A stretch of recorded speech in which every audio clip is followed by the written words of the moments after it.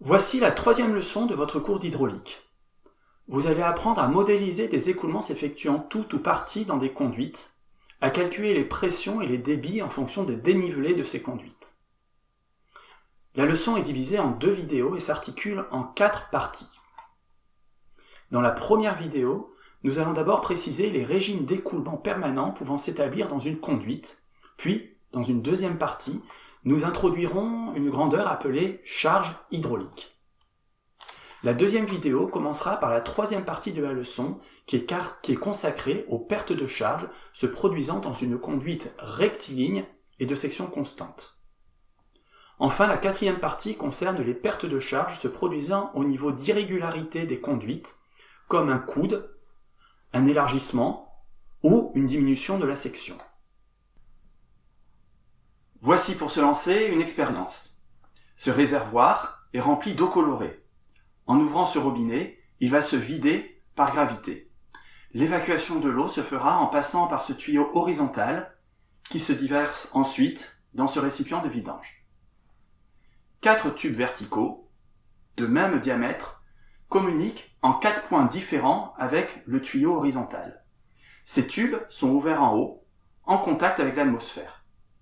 Lors de la vidange, le liquide peut remonter dans ces tubes si la pression dans le tuyau horizontal est supérieure à la pression atmosphérique. J'ouvre le robinet et observons ce qui se produit. En particulier, regardons les tubes verticaux. L'eau remonte dans ces tubes. C'est le signe que la pression au niveau bas des tubes est supérieure à la pression atmosphérique. On observe que le niveau atteint n'est pas le même d'un tube à l'autre. La pression varie donc d'un point à l'autre du tube horizontal. Elle semble diminuer de gauche à droite. La vitesse de l'écoulement est identique d'un point à l'autre dans tout le tube horizontal qui est de section constante. Appliquons le théorème de Bernoulli, par exemple entre les points B et C. On trouve alors que les pressions sont les mêmes. Appelons P cette pression. On pourrait la calculer en considérant les diamètres du tuyau et de l'orifice du robinet terminal. Par ailleurs, la vitesse du liquide dans chacun des tubes verticaux étant nulle, on peut appliquer, dans chacun de ces tubes, la relation fondamentale de l'hydrostatique. On trouve que la hauteur d'eau dans chacun de ces tubes est égale à la pression P divisée par ρg. Ce n'est pas ce qu'on observe, puisque la hauteur diffère entre ces tubes. L'hypothèse du théorème de Bernoulli qui est mise ici en défaut est celle du fluide parfait. Lorsqu'un liquide s'écoule dans un tuyau de diamètre restreint, comme ici dans le tuyau horizontal, les effets de la viscosité ne sont pas négligeables.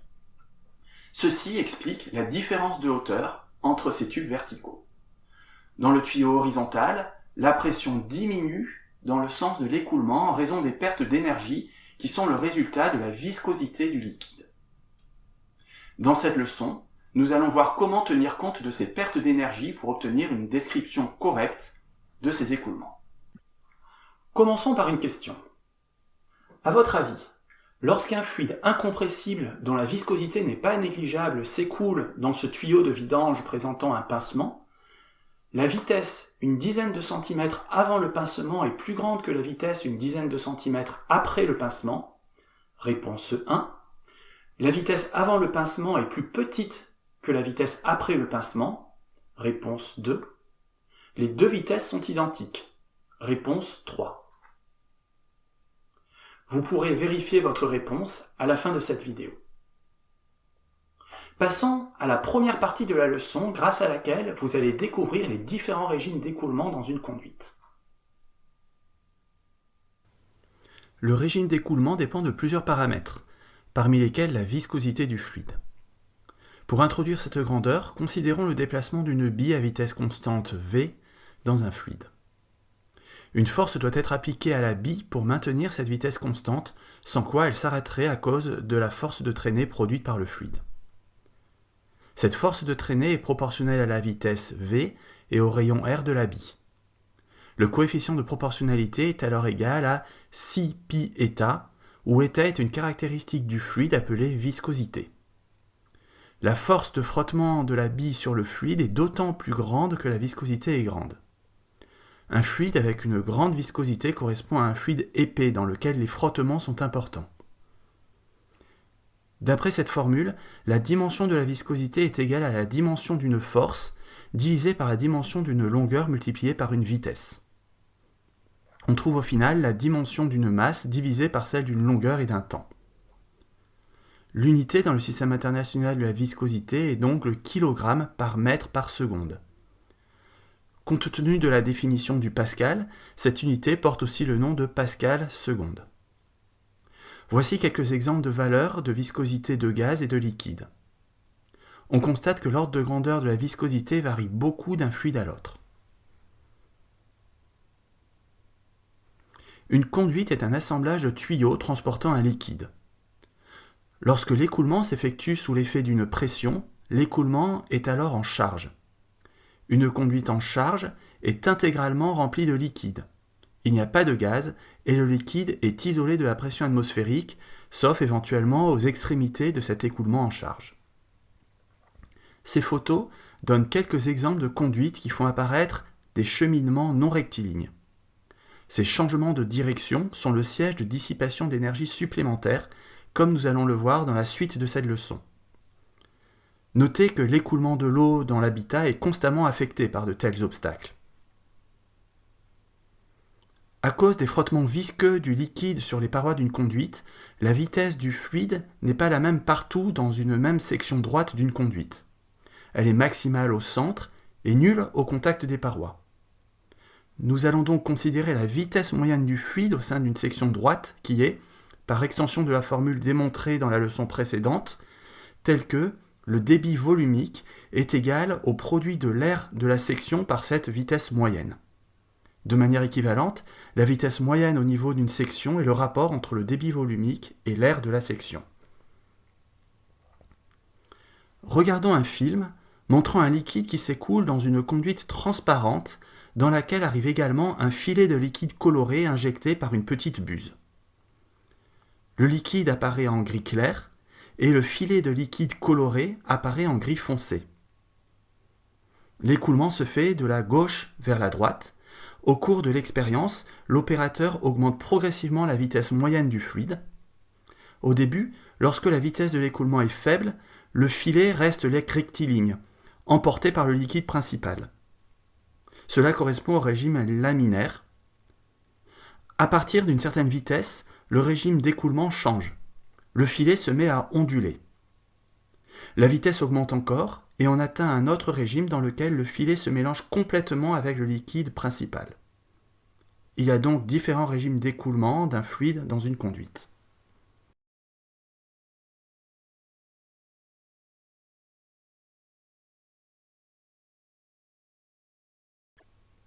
Le nombre de Reynolds est égal au produit de la masse volumique, de la vitesse moyenne et du diamètre de la conduite, le tout divisé par la viscosité. Il s'agit d'un nombre sans dimension qui n'a donc pas d'unité. Ce nombre est d'autant plus grand que la vitesse et le diamètre sont grands, il est d'autant plus petit que la viscosité est grande. La valeur du nombre de Reynolds permet de connaître le régime d'écoulement. S'il est inférieur à 2000, l'écoulement est laminaire. Deux particules de fluide voisines à un instant donné restent voisines aux instants suivants. Si le nombre de Reynolds est compris entre 2000 et 3000, c'est le régime transitoire. Si le nombre de Reynolds est supérieur à 3000, c'est le régime turbulent.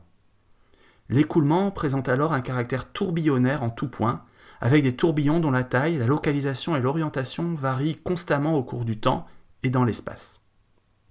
En fait, les valeurs du nombre de Reynolds correspondant aux transitions entre différents régimes peuvent légèrement changer en fonction de la nature des parois de la conduite. Dans la suite, connaître le régime d'écoulement va permettre de calculer l'énergie dissipée dans un écoulement. Pour cela, nous allons introduire la charge hydraulique, qui est une grandeur définie en chaque section d'un écoulement en charge. La charge hydraulique en une section donnée d'une conduite vaut, par définition, Z moyen plus P moyen sur ρg plus V moyen au carré sur 2G. Dans cette expression, Z moyen, P moyen et V moyen sont la cote moyenne, la pression moyenne et la vitesse moyenne, ces moyennes étant réalisées au niveau de la section considérée, la section où l'on calcule la charge. L'axe Z est orienté vers le haut. La valeur de la charge dépend a priori de l'origine de cet axe. En pratique, nous allons nous intéresser à la variation de la charge, si bien que cette indétermination ne posera pas de souci. L'unité de la charge dans le système international d'unités est le mètre. Lorsque le liquide transporté est de l'eau, on précise mètre de colonne d'eau. Bien que cette expression ressemble aux membres du théorème de Bernoulli, il y a une différence. Dans le théorème de Bernoulli, les quantités comme la cote, la pression et la vitesse sont pris en un point donné d'une ligne de courant. Dans l'expression de la charge hydraulique, il s'agit de quantités moyennées sur une section. On peut néanmoins retenir que la charge hydraulique est reliée à la densité massique d'énergie du fluide. Essayons de cerner un peu mieux la signification physique de la charge hydraulique. Considérons un écoulement en charge. Une conduite relie deux réservoirs situés à des hauteurs différentes. L'eau peut circuler par gravité du réservoir supérieur au réservoir inférieur. Ce dernier est muni d'un trop-plein de telle sorte que le niveau d'eau y est constant. Ceci est indiqué sur le schéma par les lettres NC pour niveau constant. La surface de ce réservoir est suffisamment grande pour que la vitesse de l'eau en surface soit négligeable devant les autres vitesses. De même, le niveau du réservoir supérieur est maintenu constant et la vitesse du fluide en surface est elle aussi négligée.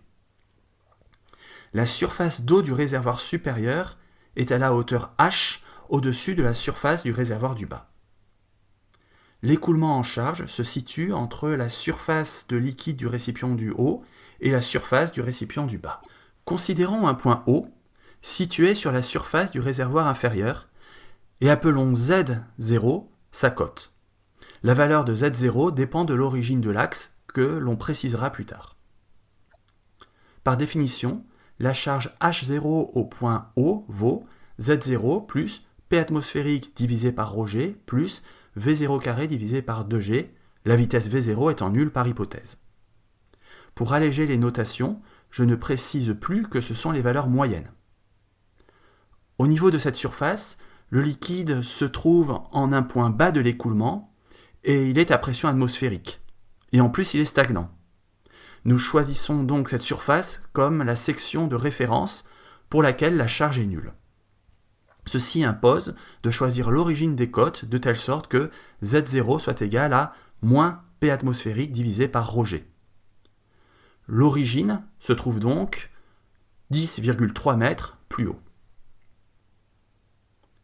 Calculons maintenant la charge au niveau de la section A située dans le conduit de transfert. Elle vaut par définition HA égale ZA plus PA divisé par ρg plus VA carré divisé par 2G. Imaginons qu'il y ait une toute petite fuite au niveau de cette section et qu'un dispositif guide un jet de liquide vers le haut, comme sur le schéma, et calculons la hauteur de ce jet. Pour cela, appliquons le théorème de Bernoulli entre le point de sortie et le point B situé tout en haut du jet, où la vitesse du liquide est alors nulle.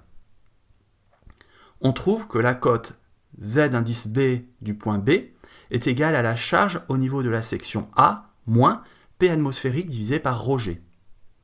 Ceci montre que la charge HA est égale à la hauteur d'un jet vertical qui s'échapperait vers le haut de la section A. On voit donc un peu mieux la signification physique de la charge hydraulique. Allons un peu plus loin et calculons la charge au niveau de la section la plus haute en M.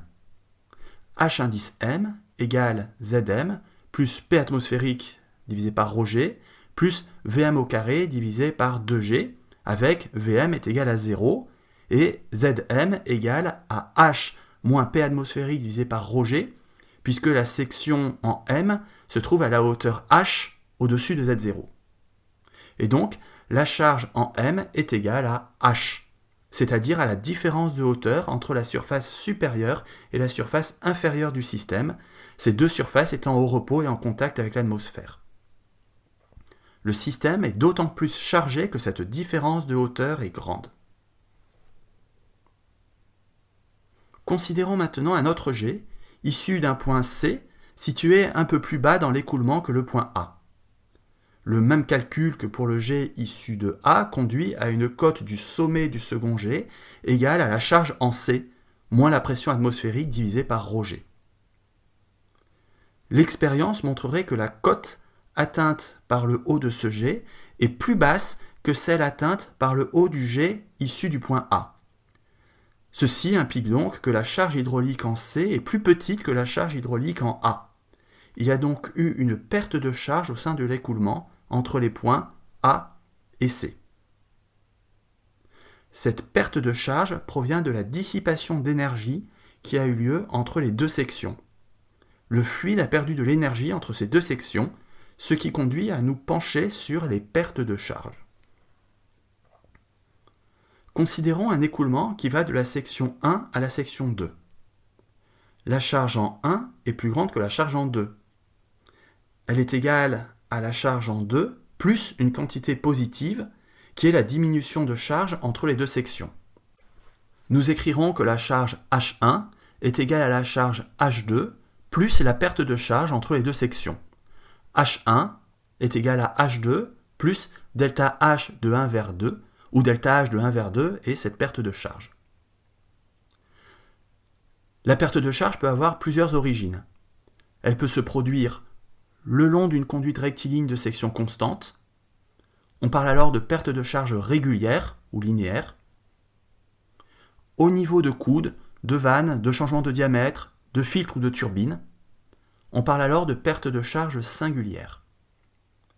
Les pertes de charge s'additionnent.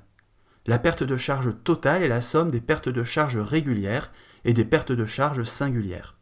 Sur cet exemple, il y a une perte de charge singulière au niveau du pincement et des pertes de charge régulières de part et d'autre de ce pincement. Cette vidéo touche à sa fin. Dans la vidéo suivante, nous verrons comment calculer les pertes de charge régulières et singulières. Avant de nous quitter, revenons à la question posée au début. Puisqu'il est précisé que les effets venant de la viscosité ne sont pas négligeables, il y a des pertes de charge. Le pincement provoque une perte de charge singulière. La charge hydraulique après le pincement est donc inférieure à celle avant le pincement. En fait, la question posée ne porte pas sur la charge hydraulique, mais sur les vitesses. La relation de conservation du débit est toujours valable, qu'il y ait des pertes de charge ou pas, à partir du moment où l'écoulement est stationnaire et incompressible. Le débit est donc le même avant et après le pincement. Comme les sections sont elles aussi les mêmes, on en déduit que les deux vitesses sont identiques. La bonne réponse est donc la réponse 3. À bientôt pour la suite de cette vidéo.